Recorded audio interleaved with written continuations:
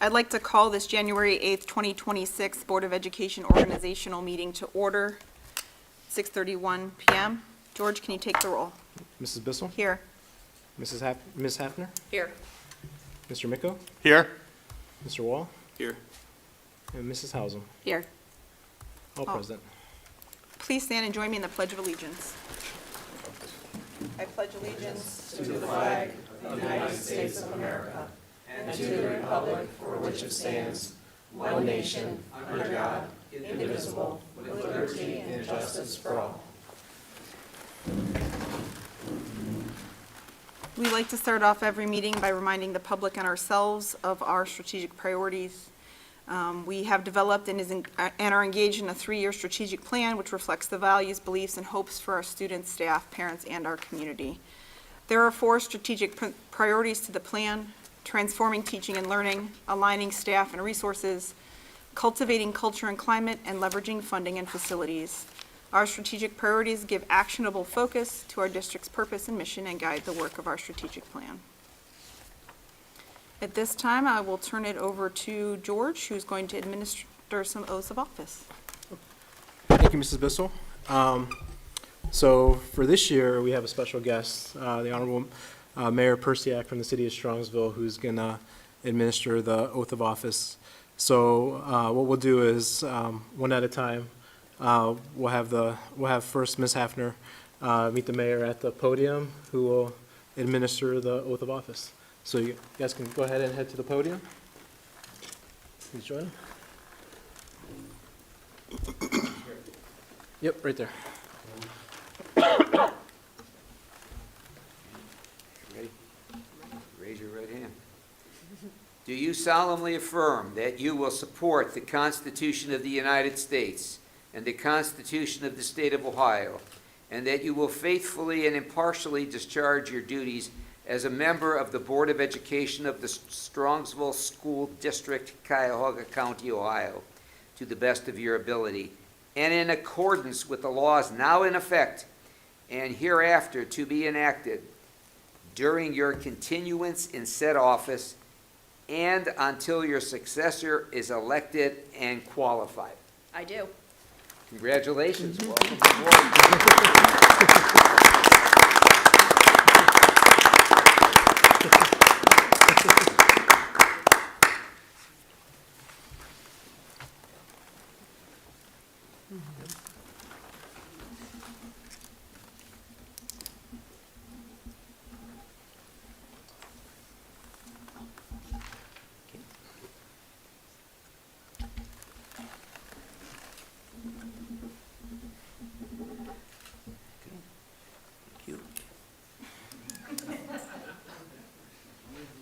Mr. Wall? Your turn. Are you ready, sir? Raise your right hand. Do you solemnly affirm that you will support the Constitution of the United States and the Constitution of the State of Ohio, and that you will faithfully and impartially discharge your duties as a member of the Board of Education of the Strongsville School District, Cuyahoga County, Ohio, to the best of your ability and in accordance with the laws now in effect and hereafter to be enacted during your continuance in said office and until your successor is elected and qualified? I do. Congratulations. Welcome aboard. Thank you.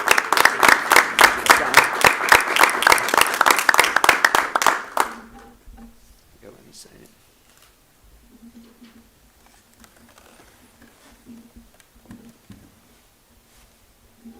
Okay. Thank you, sir.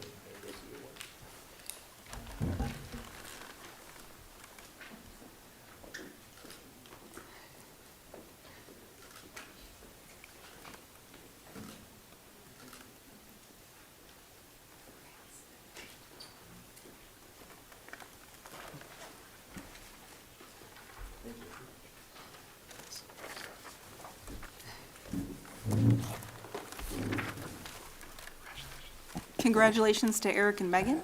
We're glad to have you on our team. And now that we have a full team sworn in, it's time to elect our leadership for this year. First item for consideration is we need to take nominations for the president of the 2026 Strongsville Board of Education. Are there any nominations? Mrs. Bissell, I nominate Laura Hausum for president. Thank you. Are there any other nominations? George, can you take the roll? Hang on 1 second, let me fill it in. Mrs. Bissell, Yes. Ms. Hafner, Yes. Mr. Miko, Yes. Mr. Wall, Yes. Mrs. Hausum. Yes. Motion carries. Congratulations, Laura. Congratulations, Mrs. Hausum. If you wanna, the mayor is going to continue doing the oaths if you want to meet the mayor at the podium.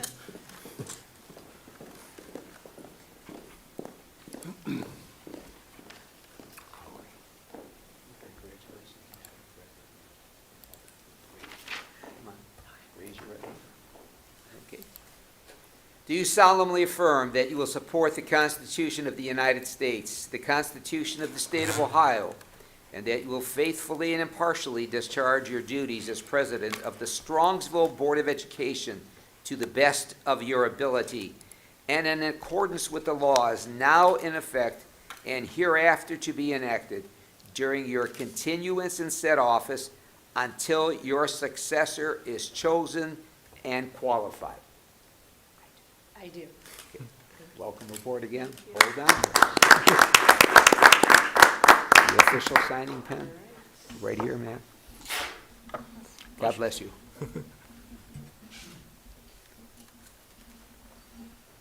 Okay.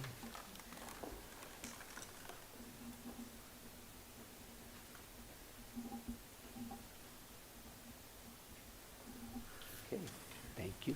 Okay.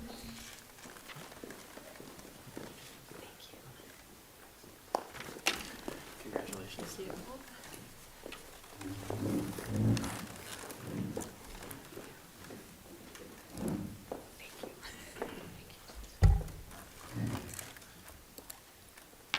All right, thank you very much. I appreciate everybody's support, and I look forward to continuing all the work, the great work that we have to do in the coming year, 2026. Thank you. Next on the agenda, we need to elect a board vice president. I will open the floor for nominations. Mrs. Hausum, I'd like to nominate Ms. Hafner. Thank you. Any other nominations? Hearing none, George, can you take the roll? Mrs. Bissell, Yes. Ms. Hafner, Yes. Mr. Miko, Yes. Mr. Wall, Yes. Mrs. Hausum. Yes. We have a new board vice president. Congratulations, Megan. And Megan, congratulations. Just sit there, go to the podium for the oath for the vice president. No, this is a first twice in one. Do you solemnly affirm that you will support the Constitution of the United States and the Constitution of the State of Ohio, and that you will faithfully and impartially discharge your duties as Vice President of the Strongsville Board of Education to the best of your ability, and in accordance with the laws now in effect and hereafter to be enacted during your continuance in said office and until your successor is chosen and qualified? I do. Welcome, Madam Vice President. Here.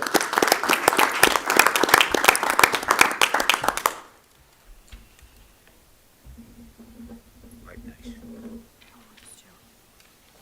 Whoa.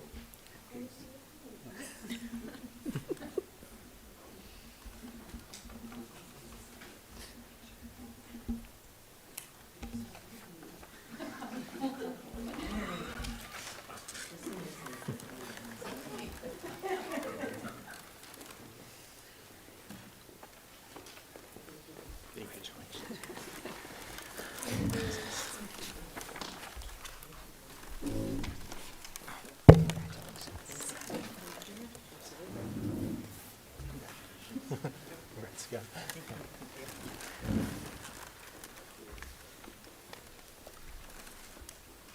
All right, congratulations, Megan. Look forward to working with you in this capacity this coming year. Next, public comment. We do have public comment, but Bonnie is going to wait till the second portion of our meeting. Next on the agenda is appointment of liaisons to committees for one-year terms. You'll notice that we have left these blank because of our two new board members. I wanted to give everybody an opportunity to ask questions and discuss and kind of weigh their options as to where they feel like their abilities would best be suited. First is City Council.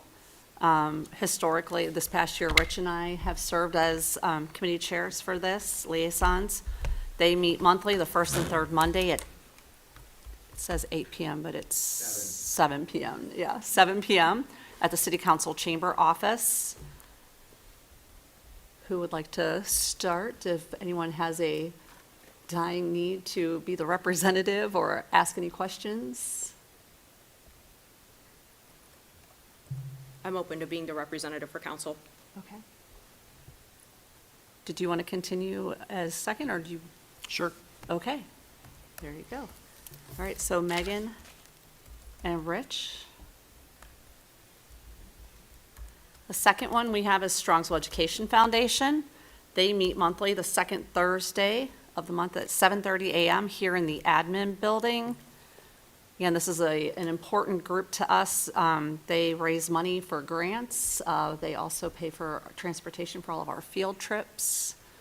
And historically, I have served alongside Sharon and then Kevin. Is this something that piques anyone's interest, or does anyone have any questions? I can continue as a liaison. Does somebody want to be the second?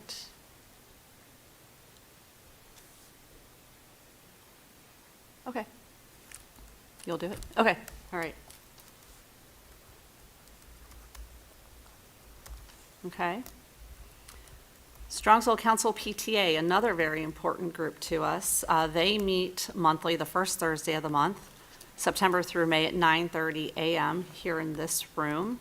Michelle has historically been a liaison alongside Sharon, and I don't know who else has done it. I've done it in the past as well. Yeah, I know sometimes 9:30 is tough for those who work. You'll continue there, and I can be your second if you need backup. And when we put two names on these, it doesn't mean that you both have to attend everything. It's just we'd like to make sure that at least one of us is there. Ohio School Boards Association legislation. This is important, especially with all the changes coming out of Columbus. Rich has done a fantastic job of keeping us up to date on legislation alongside Michelle this past year. Does anyone have any questions? You don't have to attend a meeting. It's just some research and reading.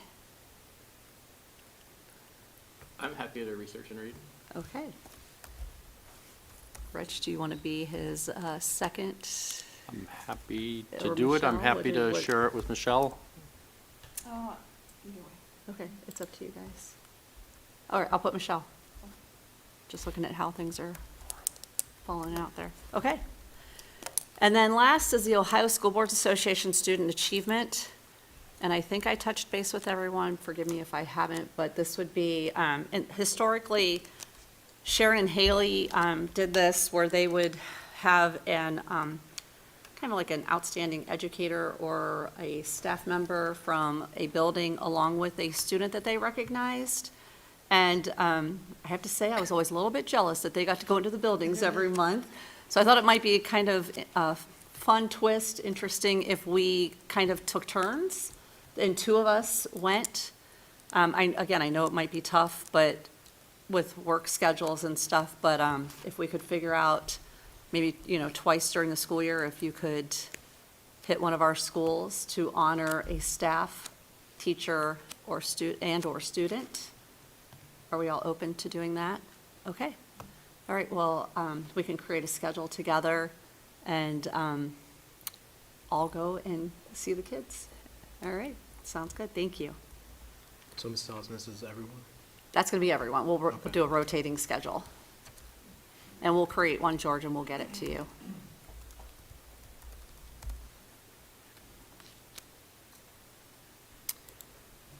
Ms. Hausum, just as you could get the schedule to me, and then I Okay, work with the building principals to let them know to coordinate, so. Once you Gotcha. get that to me, I'll work with you. Mrs. Al, I do think we might need a name, someone specific, just to put it in OSBA Okay. as our, but we can still do the rotating. I was going to say, do you want to be the coordinator?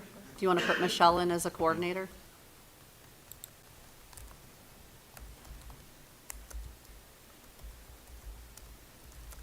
I had like made some notes and kind of, I'll share with you. Yeah. Yeah, if you want to put me as a second, and Michelle and I will work together to get that scheduled.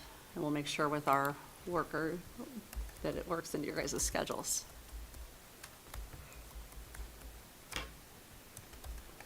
And then Dr. Rebel will get that to you so that you can let building principals know.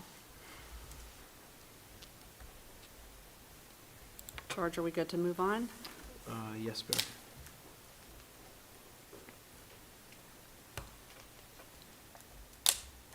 Next, we have the reaffirmation, second of two-year term for the Southwest General Hospital liaison and a delegate. Rich has been our delegate in the past, and I was the alternate. They meet annually in April. I'm fine continuing as the alternate. Are you okay? Is everybody okay with that? All right. Next, we have an appointment of liaison to Polaris Career Center for a 3-year term. We need to select a board member to attend Polaris Career Center monthly meetings, the second Tuesday of the month at 6:30 p.m. This is an action item, so we will need to make a motion. Do I have a nomination for the Polaris Career Center? Mrs. Hausum? Yes. I nominate Mrs. Hausum. All right. Thank you, Mr. Miko. Do I have a motion? Mrs. Hausum, I'd like to nominate Ms. Bissell too. I know that she enjoyed that role last year. Okay.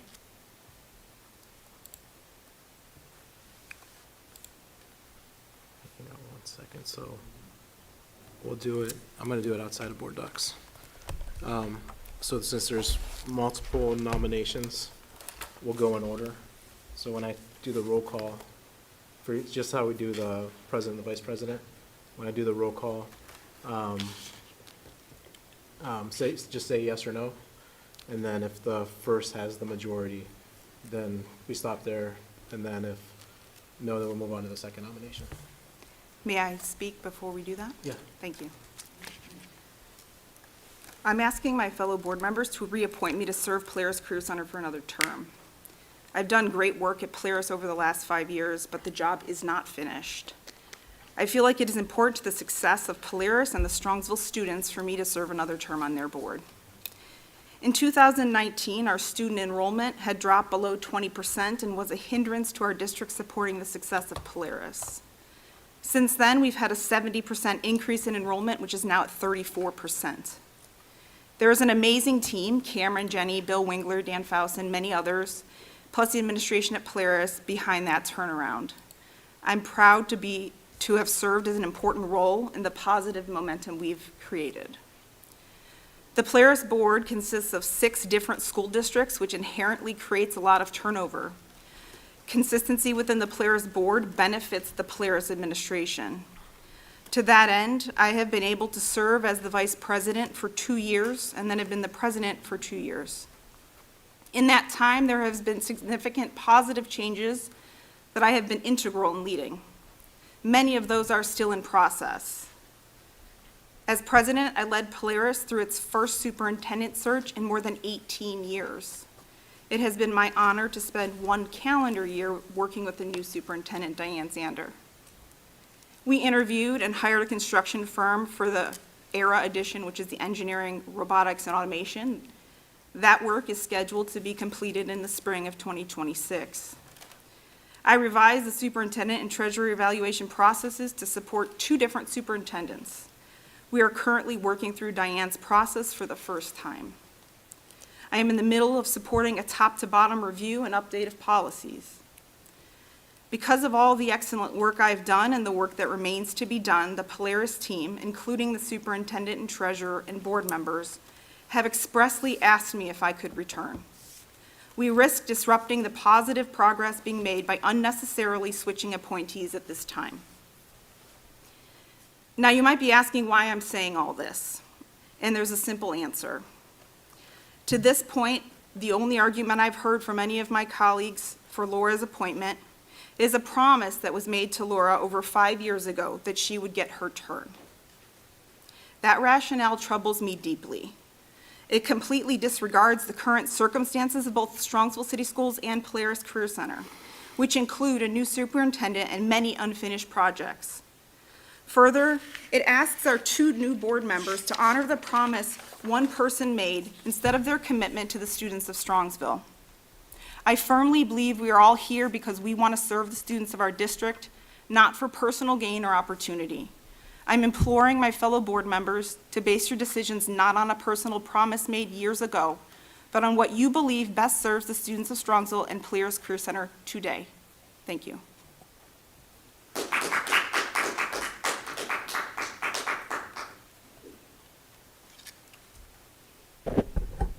Any other comments? All right, hearing none. So just kind of repeat the process.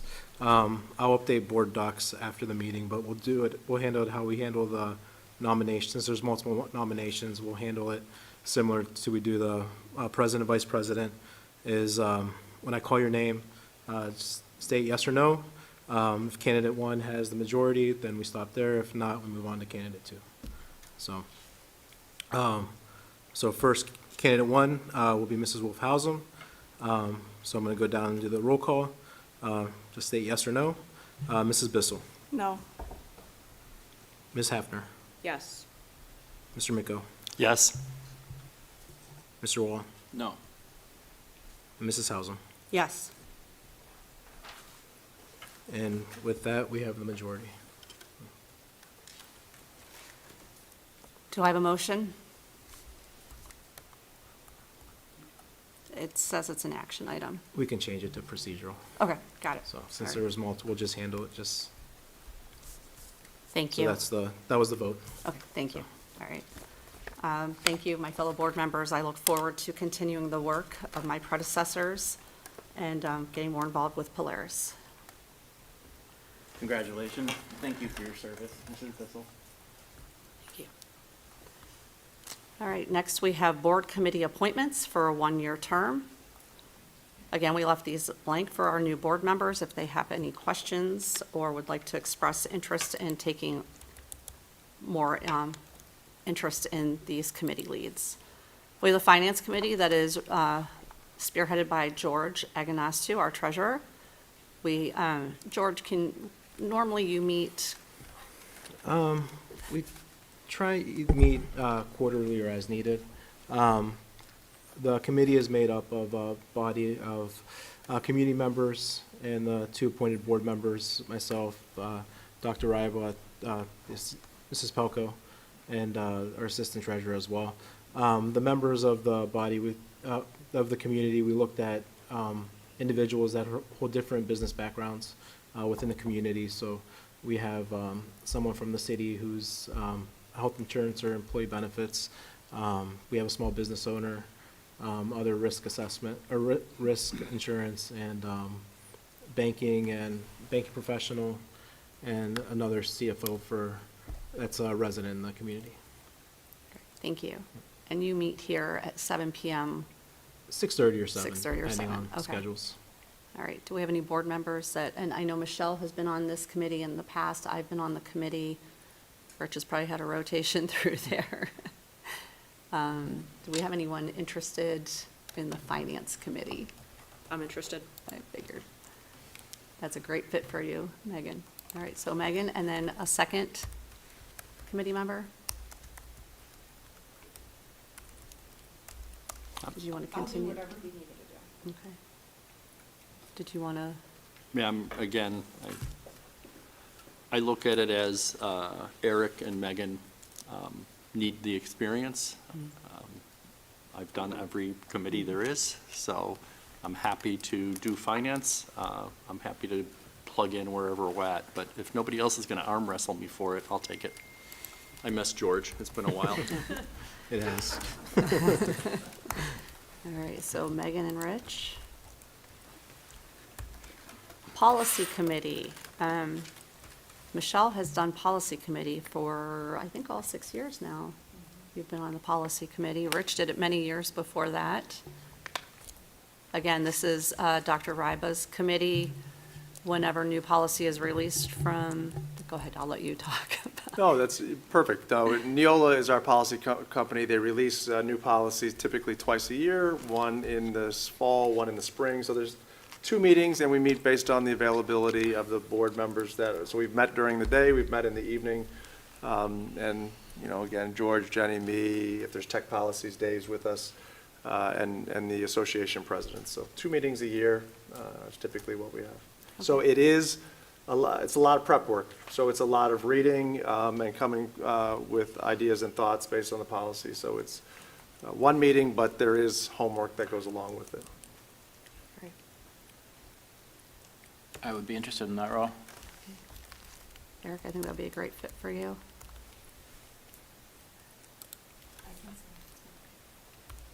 All right, Eric and Michelle for Policy Committee. Facilities Committee. This is spearheaded by Mr. Breckner, our Facilities Director, or Operations Manager, thank you. We meet every other month or every 3 months. I have a feeling things might get a little bit busier as we move forward with our bond project. Rich and I have both been on the committee at least for the past year, if not 2 years. Again, meets in the evening, usually 6:30, 7 o'clock. Anyone interested in being on the Facilities Committee? I don't mind continuing on that. Okay, Michelle and I. And if you want to tag, you and I can tag team in and out. Okay. All right. Last is our Business Advisory Council Committee, and I'm going to let Dr. Ryba talk about that one. Yeah, so it meets 3 times a year, fall meeting, a winter meeting, and a later winter meeting. And so 7:30 a.m. to 9 a.m. here in this room. It's school staff. It's a group of about 30, 35 people of business partners and school staff, and they help provide guidance and direction on the career pathways that we have and support our career-based education programs here in the district. Great. And in the past, It's Haley? Haley for a long time, and then it was Haley and Sharon, and then Kevin. Okay, all right. So it is an in-person meeting, so it would be somebody that would be available 3 Fridays. Typically, there's a September, November, and a February. I'm interested. Okay. Megan? I'm interested as well. Great. Okay. Laura, I have a question Yeah. about some of the other committees. While our names aren't assigned to them, are we allowed to attend and just be silent observers to those so that we can hear what happens? Or is that something, no, don't do that? I'm going to let George Yeah, speak to that. With the sunshine laws, once we have a majority there, it should be considered a board meeting. Okay, It kind of gets dicey, especially when we have the conversations. okay. But I'm assuming we have readouts. Yes. And so we're still engaged even if at a distance. Yes, so Yeah, the there's second minute- meeting of the there- month. There's still public meetings, and there's minutes taken at these meetings. Awesome, thank you. And at the second meeting of the month, you'll come back and report out at the board meeting as to what happened at your committee. Awesome. All right. Thank you. Okay, next on our agenda, establishment of the 2026 Board of Education meeting dates. We've all had time to go through the dates. The only thing I wanted to point out that Eric pointed out to me today was that one of our March meetings happens during spring break. I did not catch that. I know Eric said he'll be out of town. All the times you look at this. you I know, miss that I one. know. I was like, oh, that was a good catch. What is spring break? Eric, do you know off the top of your head since you looked at it? Oh, it's the Yes. April meeting. April, I'm sorry. Yeah, it's the April, it would be the April 9th if that's on there. Yeah, April 9th is spring break. Do we want to go ahead and change that now to get it off of spring break? Because I know you guys like to travel as well. We can do April 2nd since there's, I mean, that would be back-to-back. April 16th? April 1st.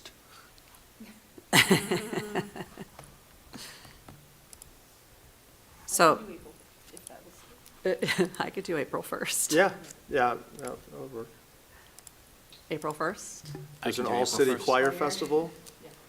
So I don't know if anybody has, anybody in the choir program.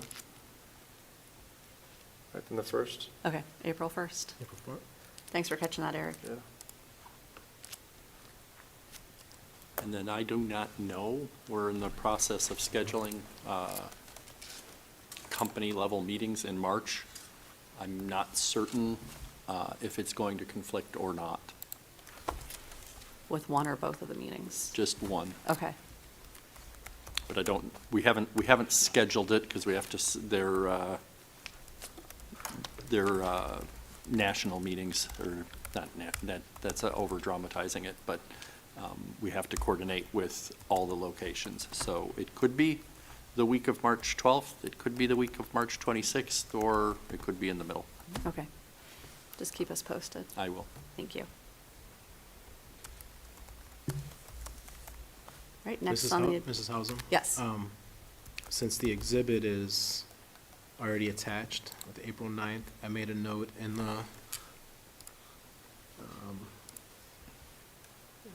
hang on one second. I made a note in the public body section that the April 9th meeting will be changed to April 1st, exhibit will be updated. Great. So- Thank you, George. Next on the agenda is Robert's Rules. Robert's Rules of Order will be used in the absence of board policy. Next, we have the establishment of service fund for fiscal year 2027. According to section 3315.15 ORC, the treasurer of the Board of Education has certified that number of pupils enrolled in the Strongsville City School District is 5,609 as of December 1st, 2025. By law, a sum not to exceed $2 for each child so enrolled, or $20,000, whichever is greater, may be set aside from the general fund to be known as the service fund, to be used only in paying the expenses of the members of the Board of Education actually incurred in the performance of their duties or of their official representatives when sent out of the school district for the purpose of promoting the welfare of the schools under their charge, or in paying the expenses of members to be of such boards actually incurred in training and orientation to the performance of their duties from the date of election or appointment to the date of administration of oath of office. Such payments shall be made only in such amount as may be approved by the board on statement of the several members or members to be furnished at the next succeeding regular meeting of such board. No board shall appropriate or expend a sum greater than $60,000 in any one school year from such service fund. Be it resolved upon the recommendation of the superintendent that a service fund be established by the Board of Education in the amount of $20,000.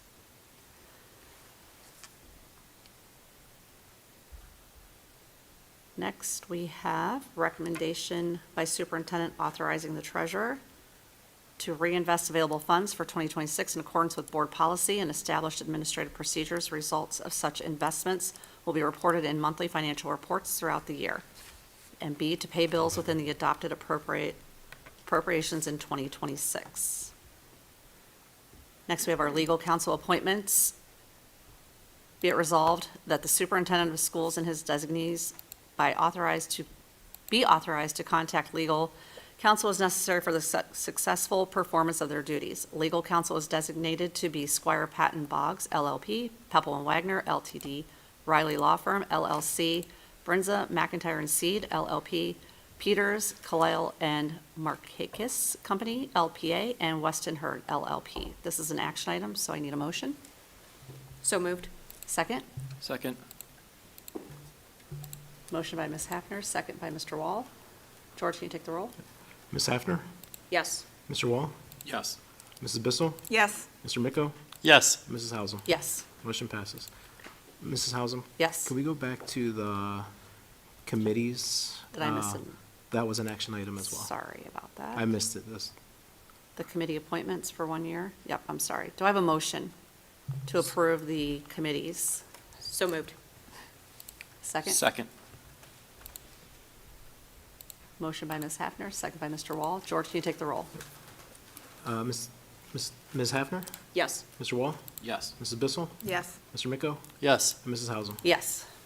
And the Another one? appointment of the liaisons to the committees for 1 year was also the PTA, the city council. Got you. Do I have a motion? So moved. Second? Second. Motion by Ms. Hefner, second by Mr. Wall. George, can you take the roll? Ms. Hafner? Yes. Mr. Wall? Yes. Mrs. Bissell? Yes. Mr. Miko? Yes. Mrs. Hausum? Yes. Motion carries. That takes us to Board of Education meeting minutes. Provided that the Board of Education members receive the minutes of previous meetings at least 5 or more days in advance of a meeting, authorization is given for the board to waive reading of the minutes at that meeting. Resolution requesting notification, be it resolved upon the recommendation of the superintendent to approve the resolution requesting that the Board of Education be notified by the tax commissioner of any application for exemption from taxation for any property located within the district. The resolution is pursuant to Ohio Revised Code 5715.27. Next on the agenda, tax budget for fiscal year 2027. Be it resolved upon the recommendation of the treasurer that the tax budget for fiscal year 2027 be adopted, and that is attached to the agenda. Any questions for George? Okay. Do you want me to go over it, or? I'll quickly go over it. It's an annual item that we have to do submit to the county and adopt by January 15th. Submitted to the County Budget Commission, and we must certify the tax rates for each county subdivision and taxing authority by March 1st for school districts under Ohio Revised Code. The County Budget Commission is required to issue an official certificate of resources for the upcoming school year. When the Budget Commission is setting tax rates based on taxing units need, it's determined must be based on information the County Budget Commission requested the taxing authority to provide within the alternative tax budget. This includes 5 schedules, and the 5 schedules with alternative tax budget consist of division of taxes levied, statement of fund activity for the upcoming fiscal year, unvoted general obligation debt, voted debt, and tax anticipation notes. So with all the tax reform that was just adopted and approved by the mayor, or by the governor, in recent months, now the tax budget is more important than it was before, in the sense where not all counties, but some counties are mandating that school districts representatives go down and present their tax budget to the county's budget commissions. And from there, that budget commission determines the need, if they need the entire tax rates that are issued, and can make modifications based on those tax rates by March. And the tax rates are based on a calendar year, where our fiscal year is 2 overlapping calendar years. Cuyahoga County has not made that determination, so we don't have to go down and present. We just have to submit this schedule. There's a tax budget and an alternative tax budget.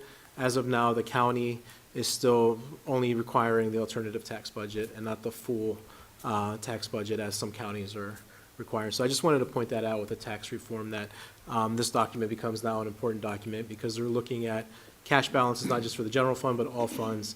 And they're looking at, well, do you need the tax rates that you have? And they could adjust, with this new legislation, they could adjust the tax rates based on their determinations. So just wanted to kind of quickly go over that. And what the alternative tax budget is, for us, this is on Schedule 1. This is a listing of all of our levies that the school district currently has within the general fund. There were several with the first within the inside millage of the 5.6 mils, and then levies that were passed in 76, 78, 86, 1990, 1999.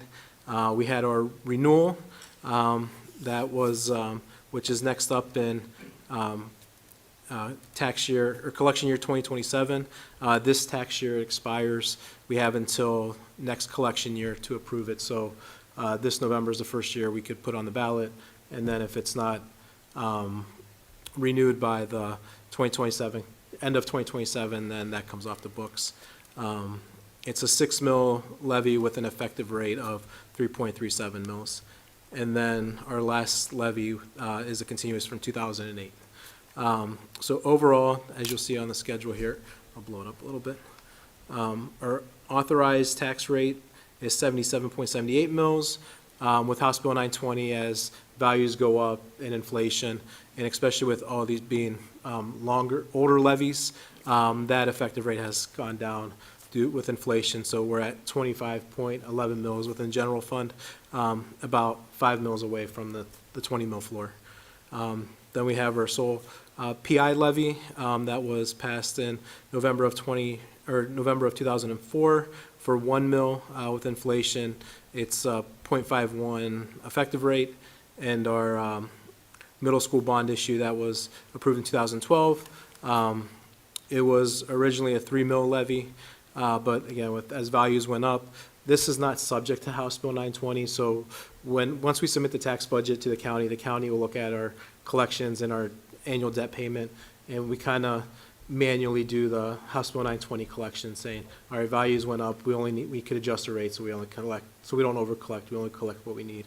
So over time, since 2012, the combination of increase in values, refinancing that we have done, we were able to lower the rate from 3 mils to 1.6 mils. So overall, our tax rate, the effective for residential is 27.23. Where we compare within the county, we are 30 out of 31, so we're the second lowest tax rate in the county. And the range, Shaker Heights is, and this is effective tax rate, not the past.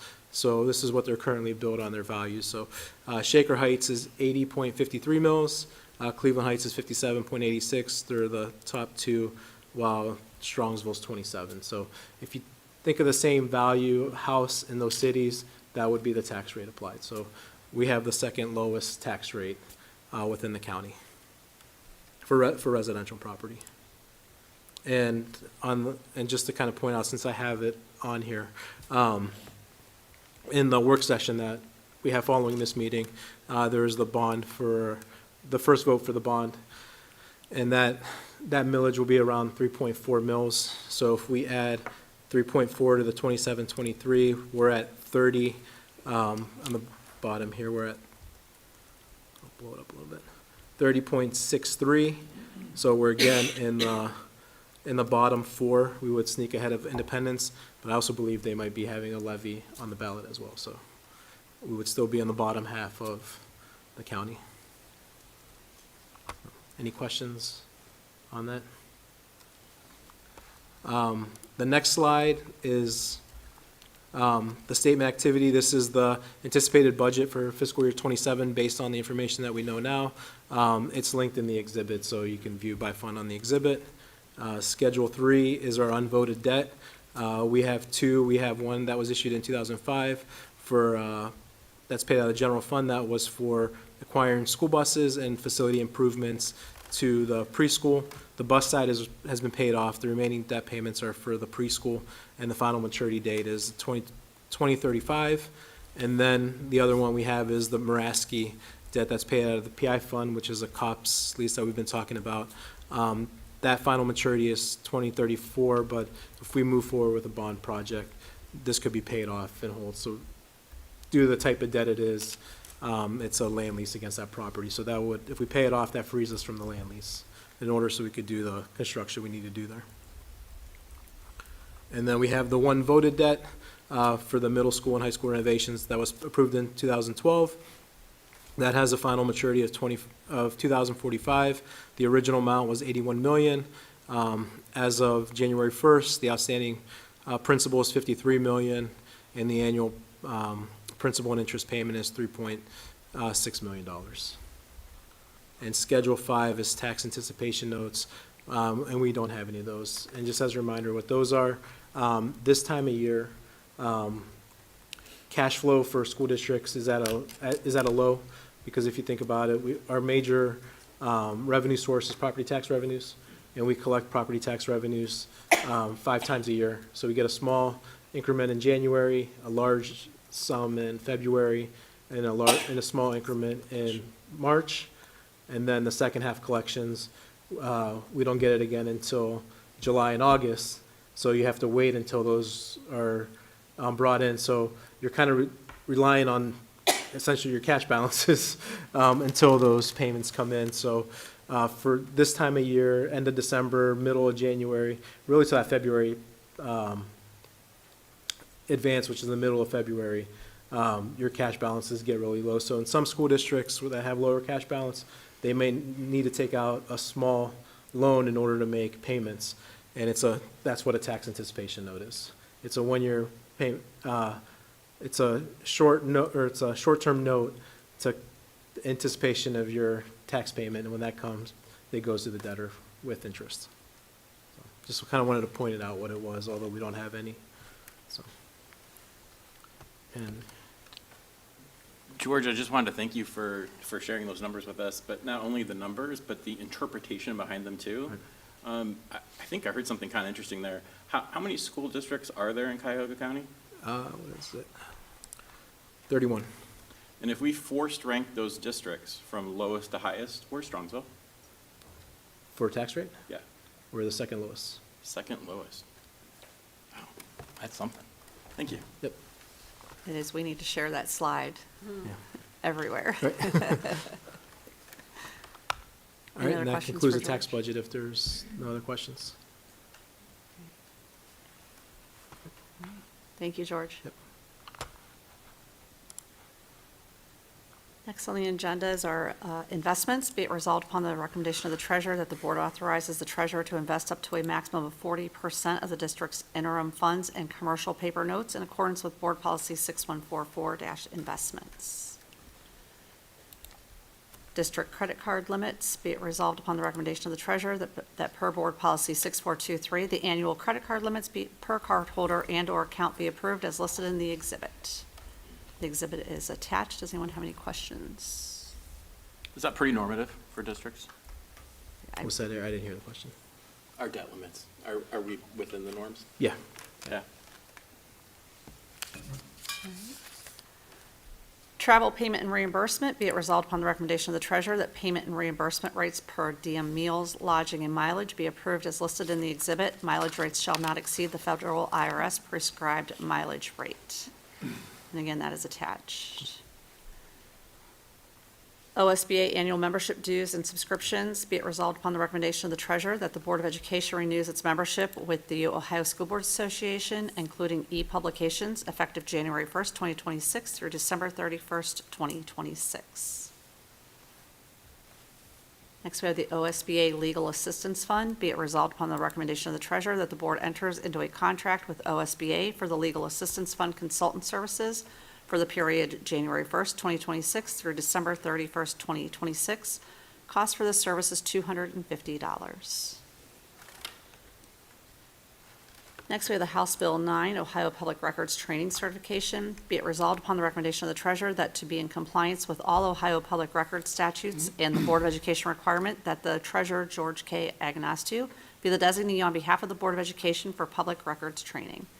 And thank you, George, for doing that. Yeah, and can I just add a statement too, Yes. since we have two new board members? So what Yes. this is once during your four-year term, and this goes with returning board members, is once during your new four-year term, you're required to do a public records training, the Sunshine Laws training. And this goes for every public official, not just school board members as well. With school districts, you're allowed to pass this resolution that points me to do it on your behalf. I try and do it every year. The Attorney General's office is the one that conducts it. I sent a board update last week, which kind of linked the site. Normally by this time, they have a schedule out. They were in person, then they were virtual. I think since they haven't sent a live schedule out yet, I think it's going to be just on demand, and that link is already on demand. So if you do it, great. If not, I always do it on your guys' behalf as well. Just kind of let you guys know what it was and that it's out there. Yep. Thank you, George. Broadcast of board meetings. In accordance with Board Policy 0169.3, the board authorizes the public broadcast of regular board meetings during the calendar year. Next, we have the resolution for group health, vision, and dental insurance for board members. Be it resolved upon the recommendation of the superintendent that board members may participate at their own expense in group health, vision, and dental insurance plans provided to employees of the district. Hiring authority, and this is an action item. Be it resolved that the Strongsville Board of Education authorizes the superintendent to employ personnel on a temporary basis between board meetings. Do I have a motion? So moved. Second? Second. Any questions, comments? It's pretty self-explanatory. Right. George, can you take the roll? Ms. Hafner? Yes. Mr. Wall? Yes. Mrs. Bissell? Yes. Mr. Miko? Yes. Mrs. Hausum? Yes. Motion carries. Next, we have the consent calendar. Motion to adopt the consent calendar for the organizational portion of the meeting. Do I have a motion? So moved. Second? Second. Motion by Ms. Hafner, second by Mr. Wall. George, can you take the roll? Ms. Hafner? Yes. Mr. Wall? Mr. Yes. Wall? Mrs. Bissell? Yes. Mr. Miko? Yes. Mrs. Hausum? Yes. Next, we have a meeting notification. The next regular Board of Education meeting is scheduled to be held January 22nd at 7 PM in the meeting room of the Administration Building, 18199 Cook Avenue, Strongsville, Ohio. Should change that to 6:30. 6:30, Yeah. yes. Thank you for saying that. At 6:30 PM Well, in the meeting room. And technically, the next meeting is the one following the, That's what I was immediately going to following ask this, you, for the like, work session. And then we'll have one on the 22nd.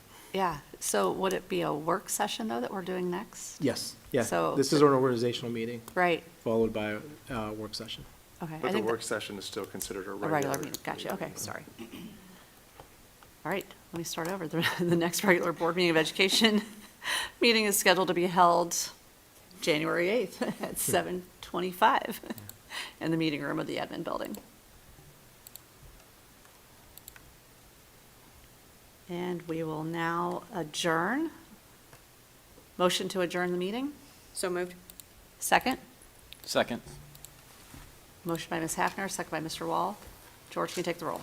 Ms. Hafner? Yes. Mr. Wall? Yes. Mrs. Bissell? Yes.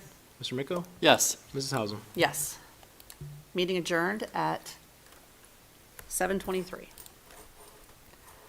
right, we will now move into the second half of our evening. Hang on one second. Okay. Mrs. Hausum? What time did we officially adjourn? 7:23? 7:23.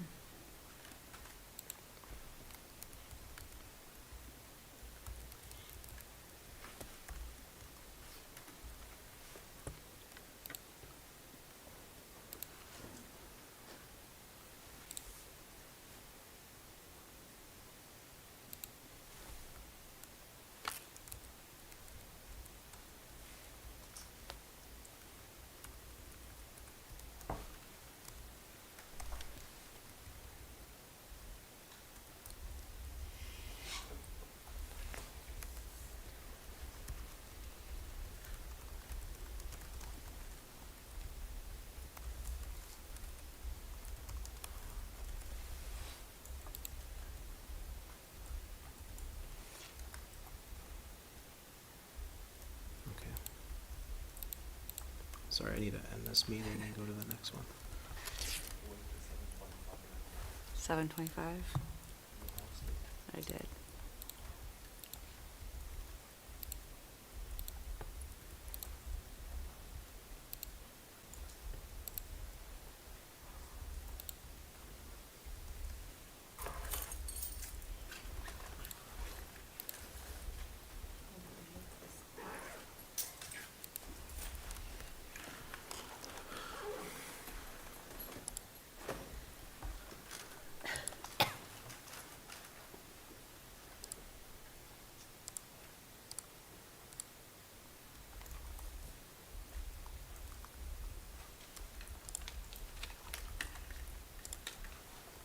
Okay, I'm ready. All right.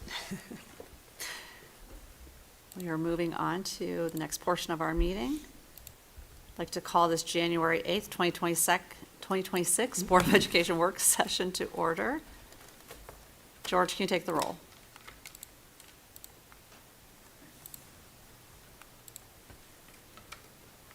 Mrs. Bissell? Here. Ms. Hafner? Here. Mr. Miko, Here. Mr. Wall, Here. and Mrs. Hausum. Here. All present. All right. Now we will move on to public comment. We do have one slip tonight.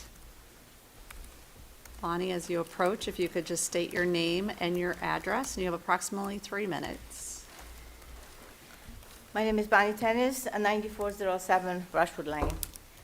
I apologize for using, instead of Board of Education members, administration in my comments, but I only have 3 minutes, so I'll present this. I wanted to support this bond levy from the beginning because I would like to see new schools in our city. I also wanted to see new administration offices, which we're not going to have.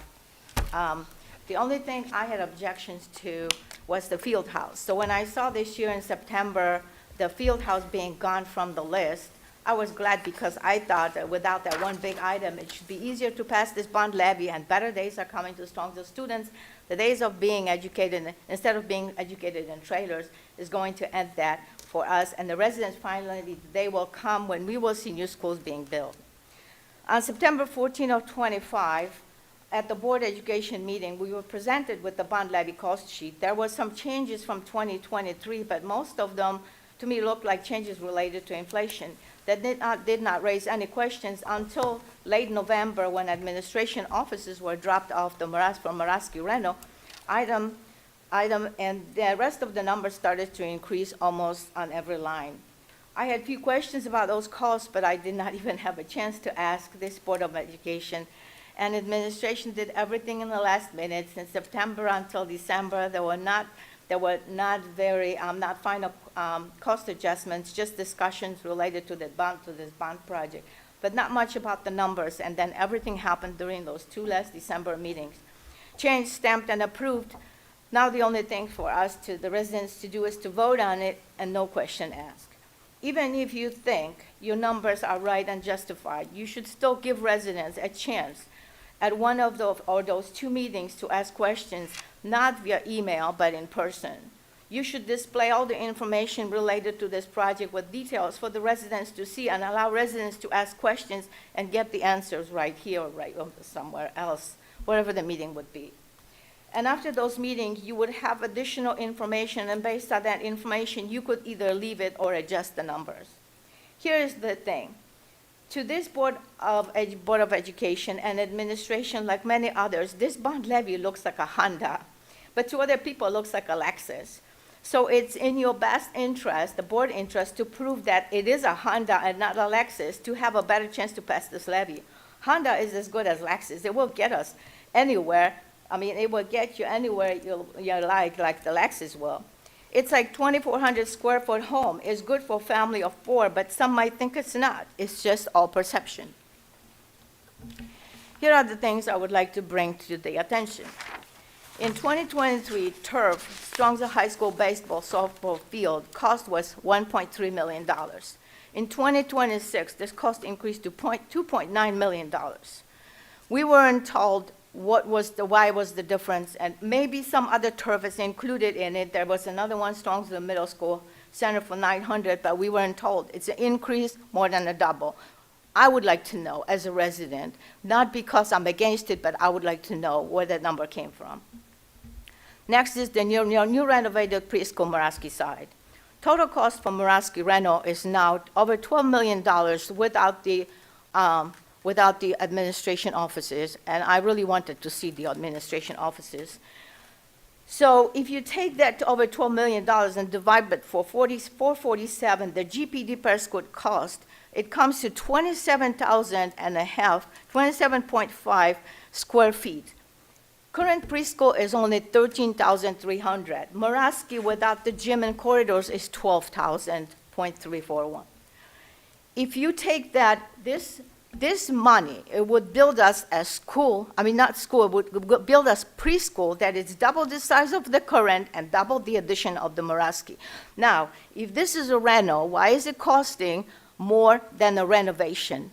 So, renovation costs more than the new building. Why? So, I'm sorry, I'm a little bit nervous about this. Unless this district is saying that it's renovating, but it's actually building a new preschool like the original plan was, but saying to residents that it's a rental. Based on OFCC classroom requirements, I calculated after even adding 7 new classrooms and other 5 smaller rooms, 3 other smaller rooms, fixing the roof and demolishing, it still would be $5 million from this rental amount. Muraski overestimated cost $5 million with the $450,000 per elementary that was allocated for the turf for elementaries. For that money, we could have new offices without increasing any cost to this bond levy. Now, when it comes to additional square feet and millions that were added to each of the new elementary schools, somehow in 2023, when the district had more money, the 91,200 square feet per school was sufficient, but now in 2026, when district has less money, and there is no enrollment increase, there is a need to increase the square footage to 97,705 square feet per elementary. Why this sudden increased square footage? On average, 6,500 square feet was added to each of the new elementary school. That is total of 19,000 square feet, which in dollars is over $8 million, $8.7 million. One could say it's only $6 increase for the bond, but it's still $8.7 million for a $100,000 home. Average home in Strongsville is $360,000, so that would add up with those 18,000 homes to $388,900 a year. That would be a big plus if we would apply that for the senior citizens to have a little discount after this bond levy. Another thing is, the square footage is North Olmsted is building a new elementary school, 183,000 square feet for 1,700 students. Based on the OFCC worksheet, the square footage would be 178, and they're using 183,000 square feet to build that building. That's only 2.5% over the OFCC recommendations. Now, in our case, it's over 20-some%. Now, why are we using all that? Can we be more efficient? Can we build something a little bit more costly and the bond levy will pass? Because right now, this is the second time that we will go for the bond levy, and it's not going to pass because we're adding things to it. Instead of doing what's important, it's like I said, for some people, it's a Honda, and for others, it's a Lexus. And we have to, With this now, another thing I didn't understand at the last meeting. Why was it called Strongsville City Schools Elementary Facilities Task Force Meeting, Orange Plan Considerations? I came here, and I made a comment, and I said, I'm making consideration for the Orange Plan. But we know that we're not going with the Orange Plan. So why did we spend the meeting proposing Orange Plan and we're not going with it? Was it only because to show us that Orange Plan would cost less, but the buildings would not fit on those lots like Allen and Albion's?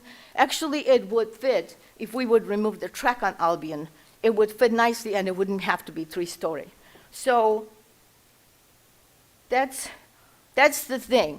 What I would like to see, and I didn't see, the final numbers being presented to people, and after that, having people commenting on it and saying, what do they see from the other side?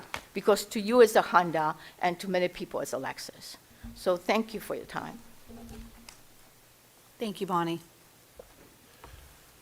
Bonnie, I'll answer a few of your questions that were brought up, and I appreciate your analysis and work that you've done on this. In terms, I'll start with the percentage over from the OFCC standards. And as you said with North Olmsted, we talked to our architects actually about this today. Almost every project that GPD does, there's an overage of the OFCC standard. You shared, whatever percent it was for North Olmsted. Ours officially is 18.1%. So OFCC says, here's bare minimum what you have to build to fit 708 students in Bonnie's example, our example. And you go through what's called a program of requirements, where you take a look at what are the programmatic needs that you have. And so it doesn't mean, I love the analogy of the Honda versus the Lexus, but it doesn't necessarily equate that if you go over the OFCC standards that you're moving to the Lexus and away from the Honda. It's saying for what programmatic services our community expects and has come to appreciate from our school district, how does that fit? So I'll give you some concrete examples. As you take a look at the OFCC standards, They say, here is your average square footage per room. I believe the bare minimum that they support is 850 square feet. I may be a little off, but let's just say, for the sake of this argument, it is. OFCC says, hey, 850 you have to be an OFCC project.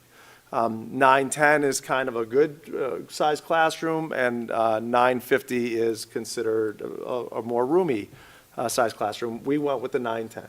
So we went with the middle of the road option to say, hey, we want to give some collaboration space, we want to give some ability for kids to move around, rather than just being sitting in desks and rows and more of a confined space.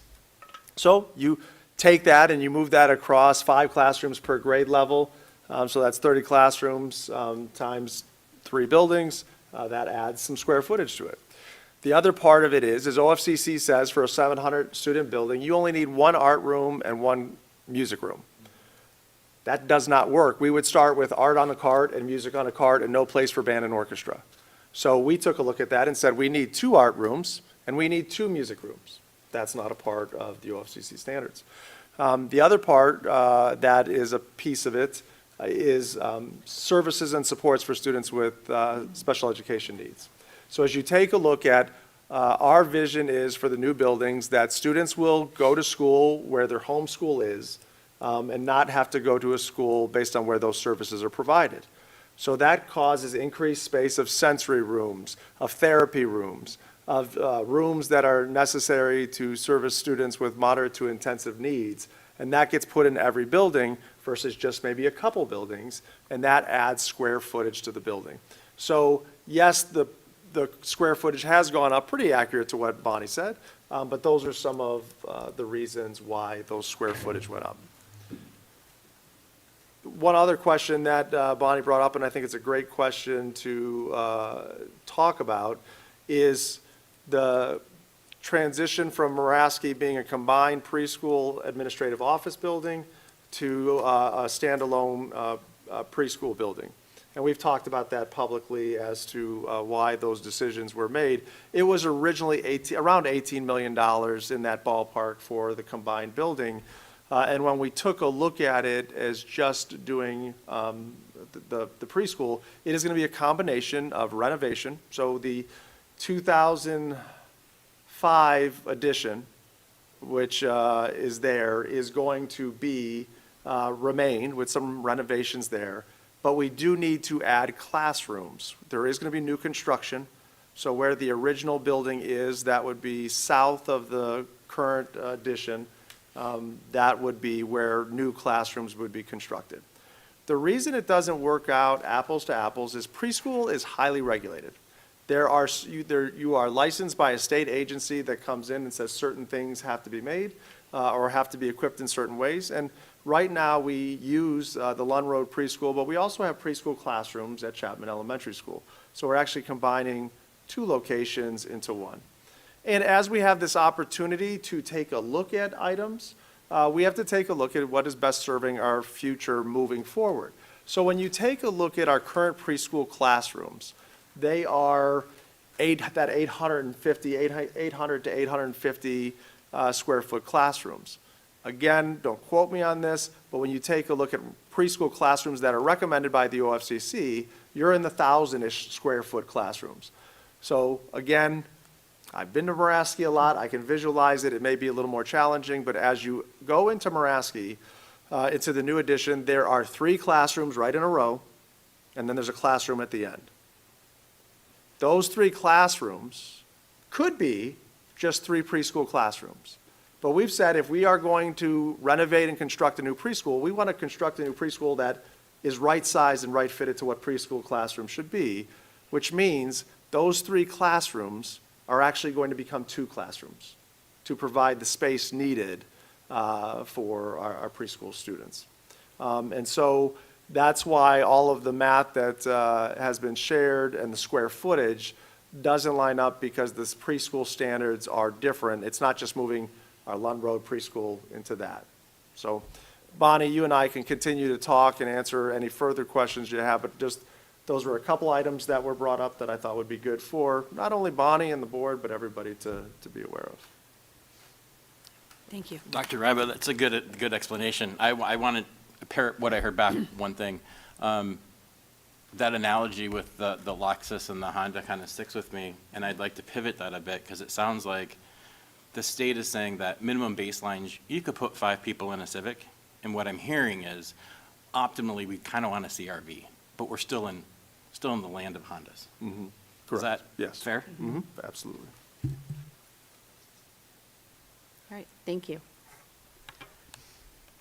Next on the agenda, approval of minutes, December 11th, 2025, regular board meeting. Motion to approve the minutes of the December 11th, 2025 regular board meeting. All audio recordings will be a permanent part of the minutes and are available upon request through the treasurer's office. Video recordings shall be maintained based on the availability of the selected digital online platform. Next, under Board of Education Other, we have a declaration of necessity of school improvement bonds. This is an action item. I will read the action. Be it resolved by the Board of Education of Strongsville City School District, counties of Cuyahoga and Lorain, Ohio, that declaration of necessity of school improvement bonds.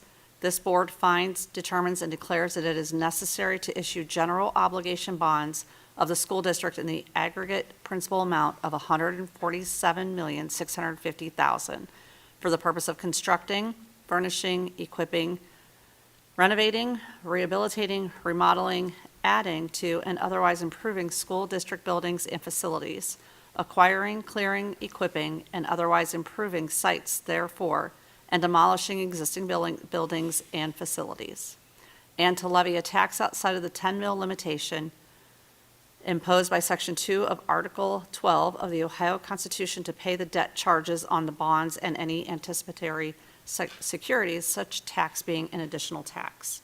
The maximum number of years over which the principal of the bonds may be paid is 36 years, and the bonds will be dated approximately August 1st, 2026, and will bear interest at a net average rate now estimated at 5% per year, payable semi-annually. This board currently anticipates that the tax for debt charges on the bonds and/or any such anticipatory securities will be first levied in tax year 2026 for first collection in 2027. The term of years of said tax shall be the number of years during which debt charges shall be payable on the bonds and any anticipatory securities, and said tax shall be levied on the entire territory of the school district subject to such taxation. Do I have a motion? So moved. Second? Second. All right. Any questions and/or comments? So this is the first reading of our resolution for the May ballot for our bond. George, what would you like to add? Yeah, I would just clarify, I think of readings, I feel like the board policies, but it's the first resolution, so it's resolution 1 of 2, so. Yeah. This resolution, what this is, we're asking the county to certify the millage amount, the millage rate or the millage amount of the $147,650 million debt issuance at a 5% rate over 36 years. So what this resolution does is give me the authority to request that certification from the county. And then once we receive that certification from the county, then at a following meeting, the January 22nd, we would have the second resolution, and that resolution is the one that officially votes to put it on the ballot. This resolution requires the majority of the board, so 3 affirmative votes for approval. The next resolution, the second resolution, it requires a supermajority, which is 4 affirmative votes. So just wanted to clarify that. All right, any questions? George, can you take the roll? Ms. Hafner? Yes. Mr. Wall? Yes. Mrs. Bissell? Yes. Mr. Miko? Yes. And Mrs. Hausum? Yes. Motion carries. This is exciting. This is a lot of years of work Yeah. that we're moving forward with. I want to thank everybody at this table. Everyone here has put in countless hours, blood, sweat, and tears to see this come to fruition. So thank you, and thank you to all of our committee members, staff, parents. There's been a lot of people who have saw us to this point, so thank you. All right. Next, I'm going to turn it over to Dr. Ryba. Sure you don't want to keep going? I'm telling you.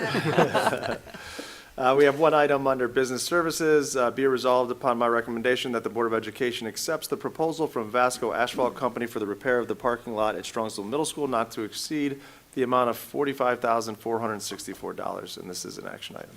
Do I have a motion? So moved. Second? Second. Motion by Ms. Hafner, second by Mr. Wall. Any questions or comments? So this is the time, a part of our preventative maintenance plan. We did the elementaries last summer. This summer, the middle school is up.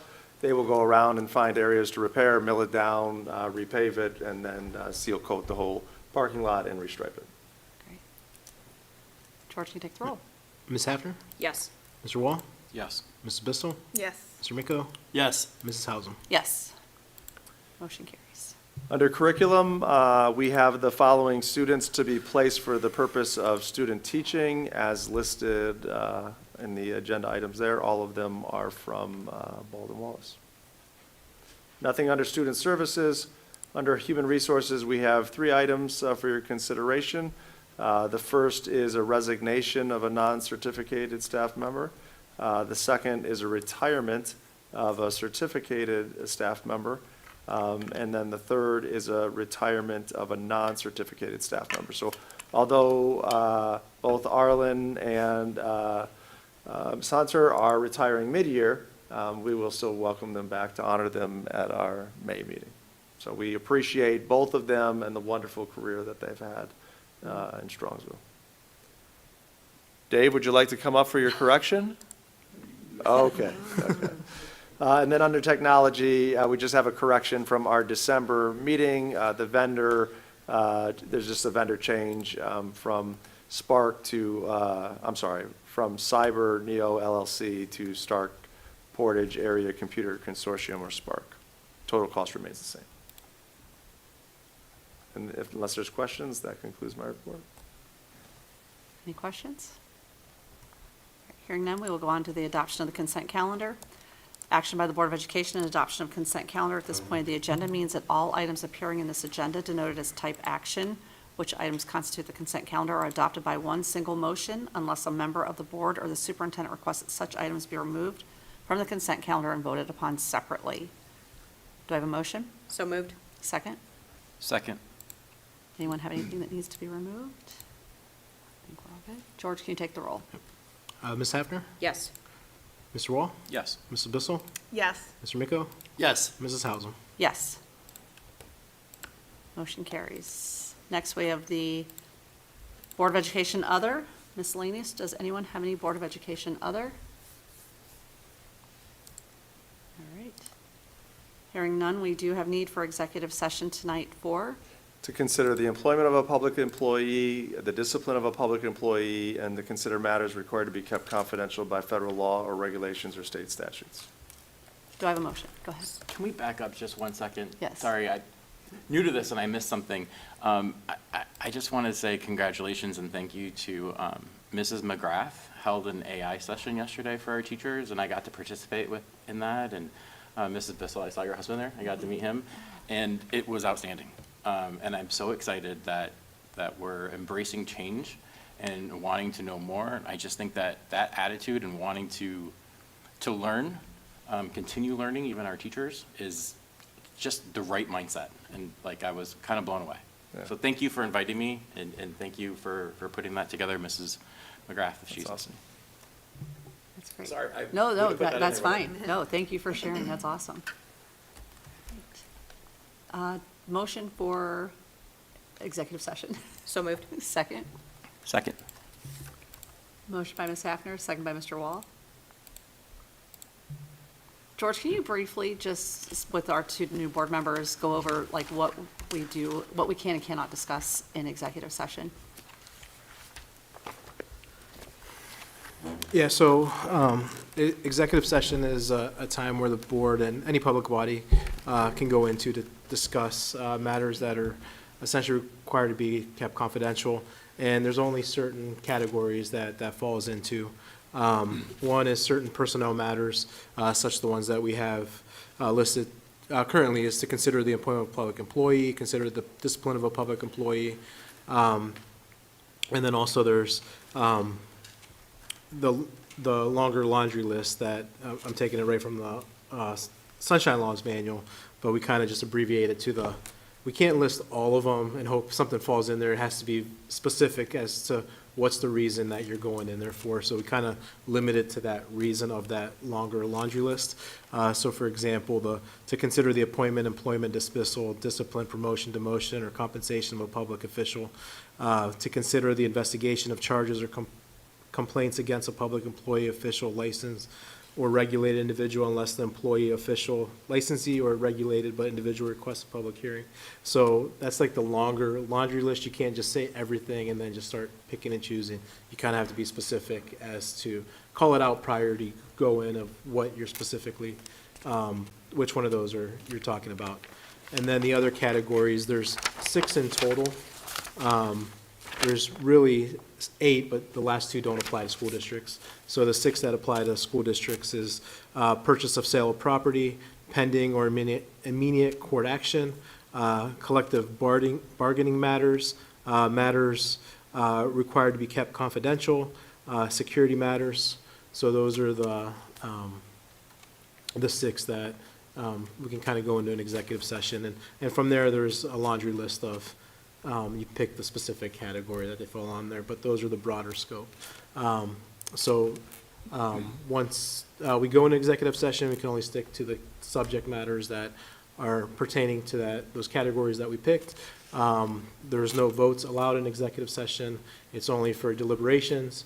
All votes must be done in public session, and the meeting can't end in executive session. Everything has to come back out and end in open and end in public session. So any questions or clarifications? So basically, if you ever have a question, call George.